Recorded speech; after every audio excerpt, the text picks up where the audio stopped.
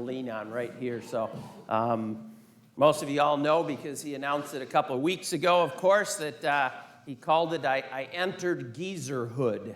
You know, when I celebrated my 60th birthday a couple of weeks back, and I didn't realize that there was a term or there was even a moment in life that you reached geezerhood. But, you know, some people ask me, do you feel 60 now? I said, no, I still feel 25 in my mind, but after I sit for a half hour and I go to get up, then I feel 60. So I guess it changes. But anyways, good friends John and Bridget decided to get me this for my birthday. I don't know what they were insinuating with this, and you know, that I might need this. But of course, you know, I thought to myself, oh, smart Alex, you know, I don't need this, right?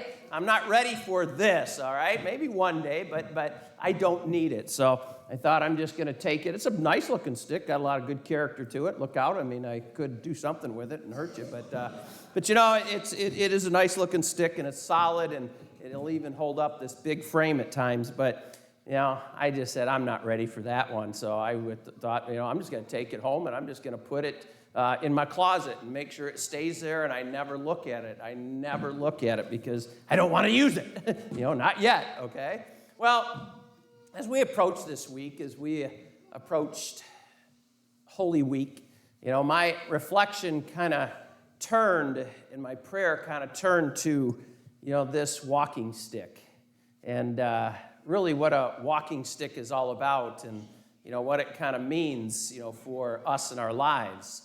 You know, I may not need it right at this moment, okay? I may not need it, you know, at this point in this journey of my life, but, you know, there's a day that I will need it. And I thought to myself, I'm not going to hide it in the closet.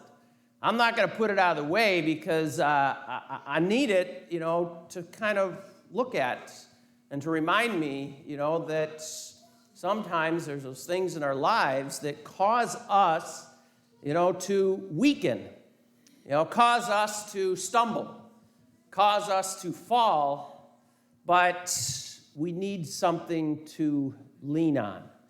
We need something to give us that stability. We need something to help us along the journey. My friends, we're entering Holy Week beginning today. And this story that we hear this week, this story that we live this week, this story that we participate in this week is sort of like this walking stick. It's a great reminder to us that we need something. You know, we need something in those times when life just isn't so easy.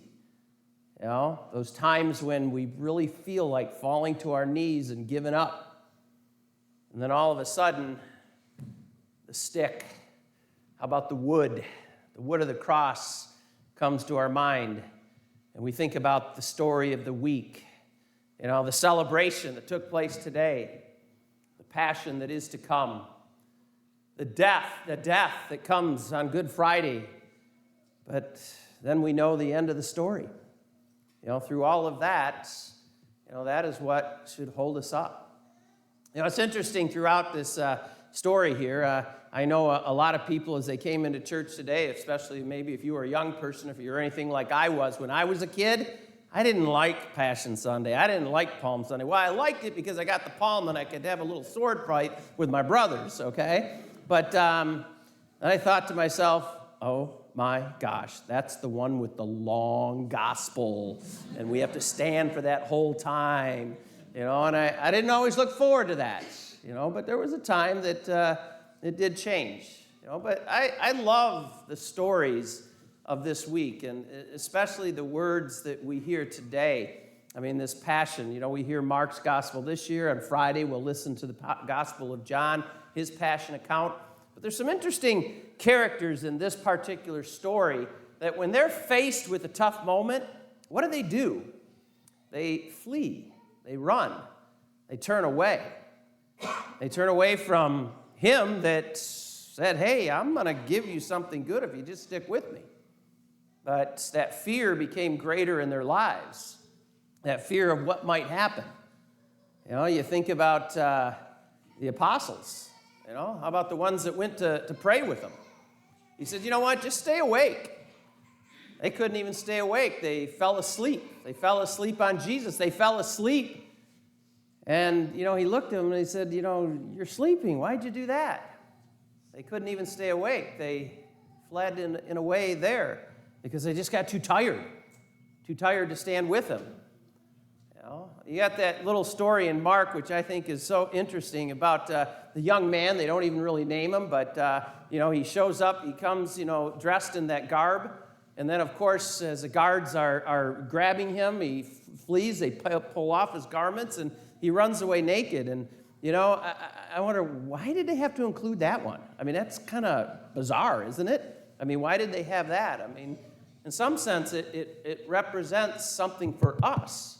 You know, as baptized Christians, the garb that they actually mention in that particular, you know, story from Mark, you know, is referenced of the garb that we put on at baptism, the white garment that we clothe ourselves with at baptism to prepare ourselves to be Christian, to live as Christians, to live as followers.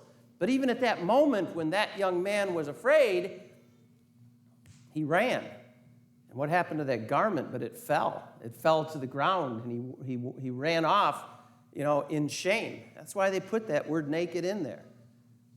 There's so many references in this particular story of the Passion that talks about people that, you know, at that difficult time, that difficult moment, you know, they ran away.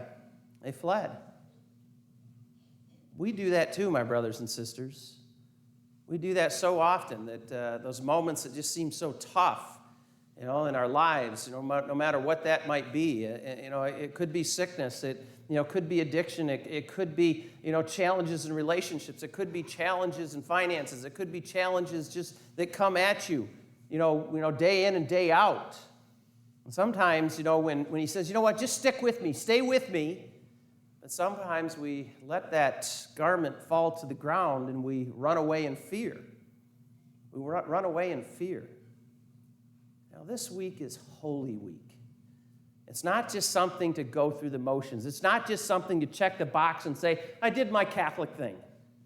You know, more and more people will come to church this week more than any other, you know, week or days in the church year, because they think, well, that's what I'm supposed to do. I hope in some way, my brothers and sisters, that you might approach it a little bit differently. You've heard me say it. I said it in my bulletin. I've repeated it over and over again. I'm a Holy Week junkie. I'm a Holy Week junkie. I can't get enough of this. There was a point in my life that my life changed, and I just kept, you know, wanting more and more of this, and I couldn't wait for this week, because the story is not just a story that I hear over and over again. It's a story that I want to participate in. It's a story that I want to listen to. It's a story that I want to make a part of my life at those moments when I fail, when I stall, when I fall.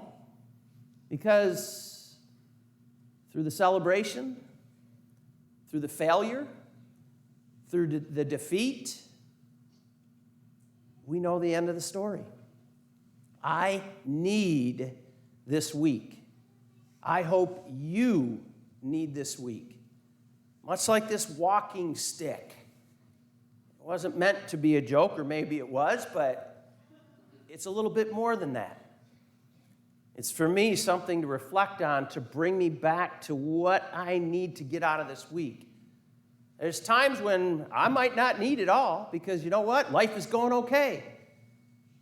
But there's a lot of times when I need it, and I need this as a reminder. So I hope you do too, and I hope in some way you approach it and you say, I'm a Holy Week junkie too. I just want to take it all in. And I want to live this story. I don't want to make this story a part of my life. Don't just go through the motions of it, please. You know, you might not need it right at this moment, but you will. And I tell you, it's a beautiful thing that he promises us. And like I always say, we know the end of the story.